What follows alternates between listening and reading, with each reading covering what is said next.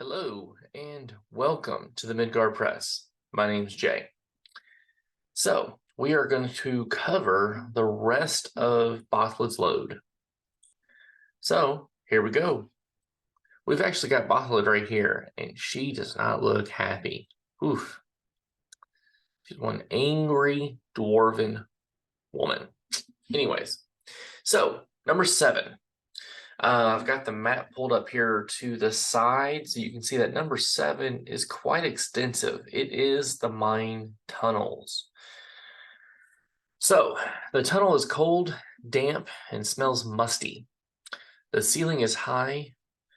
Tiny droplets of water form a ghostly haze that makes it hard to see more than a few meters ahead.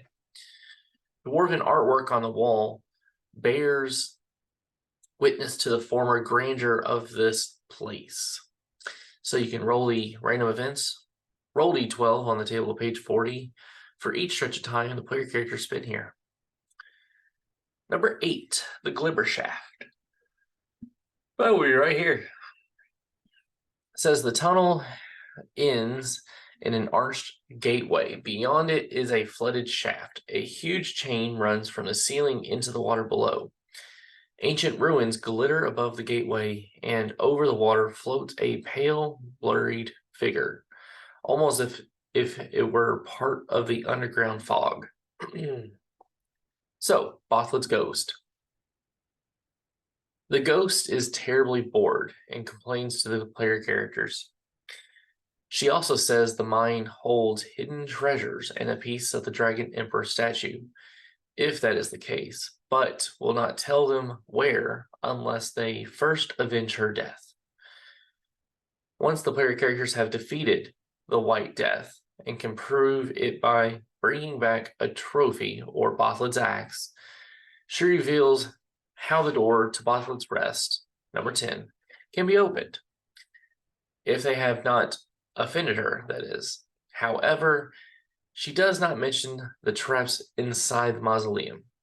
Bothlid's ghost will attack the players if they aggravate her too much and not leave this place.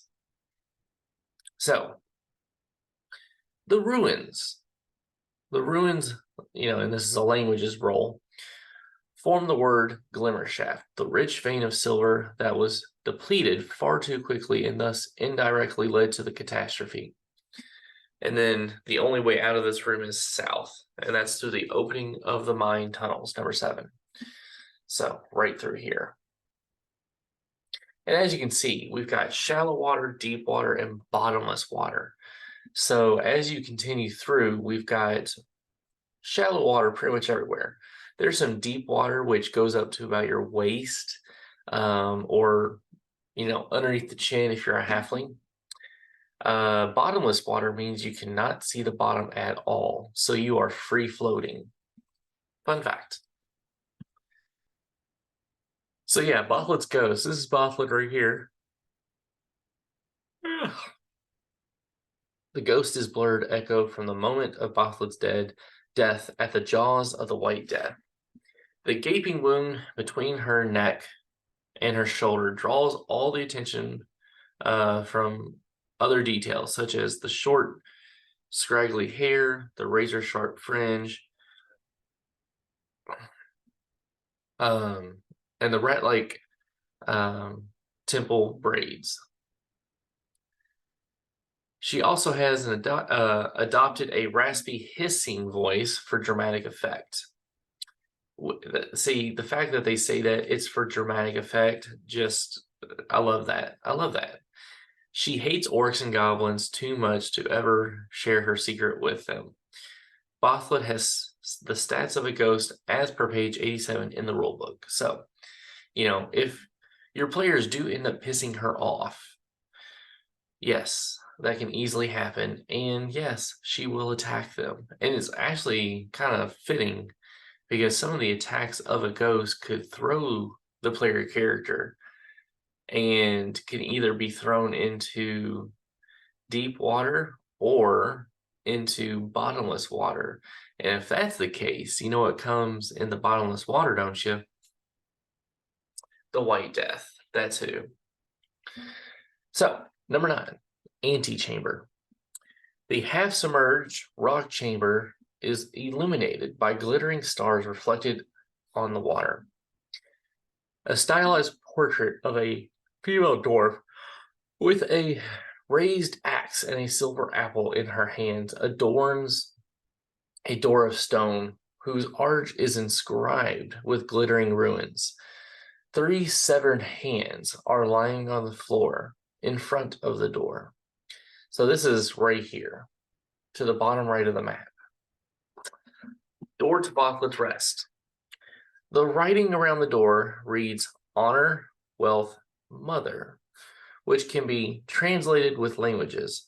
The axe, the silver apple, and Bothlid in her portrait are pressure plates that can be pressed. When the player characters realize if they do just that, and thereby trigger the axe trap, see below, or succeed with a spot hidden roll. The door is locked and can be opened by speaking the 3 words in that order that are written while pressing the reliefs of the axe, the silver apple, and Bothlid herself. In that order. Severed hands. The 3 hands are in different stages of decay. The oldest is practically mummified. They seem to have belonged to a dwarf, a human, and a goblin. Axe trap. Pressing the plates in the wrong order or without speaking the correct words triggers an axe trap from the ceiling. It inflicts 2d8 slashing damage, but can be dodged with a successful evade. The axe trap can be triggered multiple times. Like, it doesn't just like swing and then get stuck. Like, it like resets. Swing. Opening. Partially underwater in the east corner of the room. A player character may look in that exact spot or roll a spot hidden is a large crack where water has seeped through. It leads to another part of the mine tunnels. Right here. So it's a quick way for the players to get from one place to another. Because it can happen. So yeah, roll a d12 on the table for page 40. And then there's an opening to the west and to the east. So the east leads from the stone door to Bothlid's Rest. Hey, look, it's the map. Bothlid's Rest. So we're looking at it right here. It smells of damp algae and emptiness as the door slides open. A sarcophagus is standing upright in the far corner of the room, behind an altar of white stone inscribed with half-finished ruins. The dwarf woman from the door is also seen on the lid of the sarcophagus.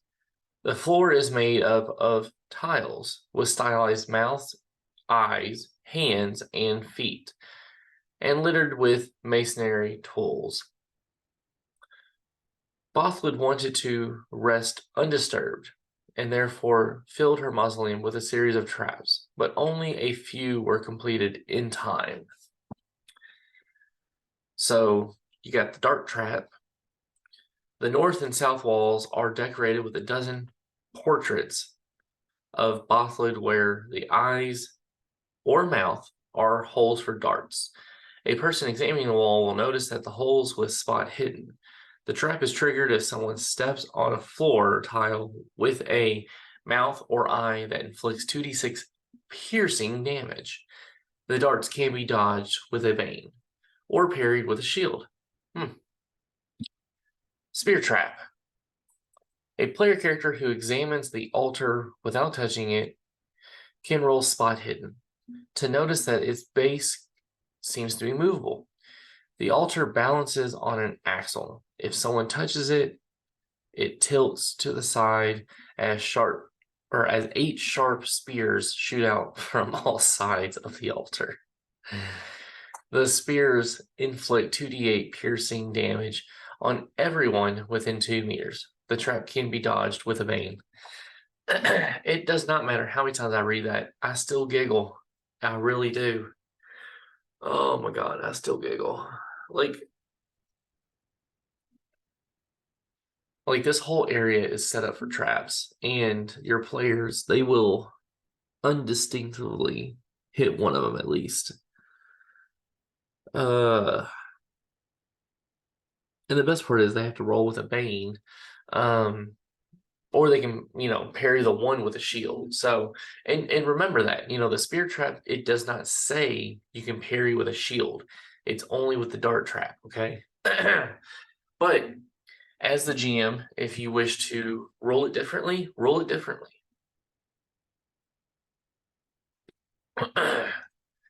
I've run Bothlid's Lode maybe 8 times. And I do them just a little different every time, just to see what works the best.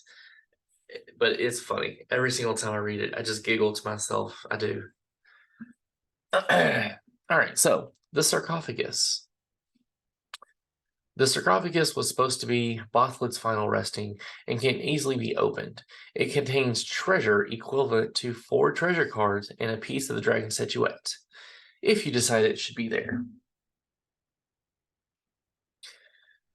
Random event. So you roll a d4 plus 4, and the only events that can happen in here is 7 and 8. To the west is a heavily ornate stone door that leads out of leads into the antechamber.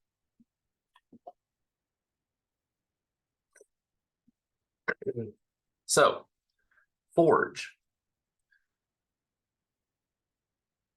A brick furnace covered in glittering ruins stretches from the floor to the ceiling, spreading its light throughout the vast mountain hall. It smells of burnt flesh and hair.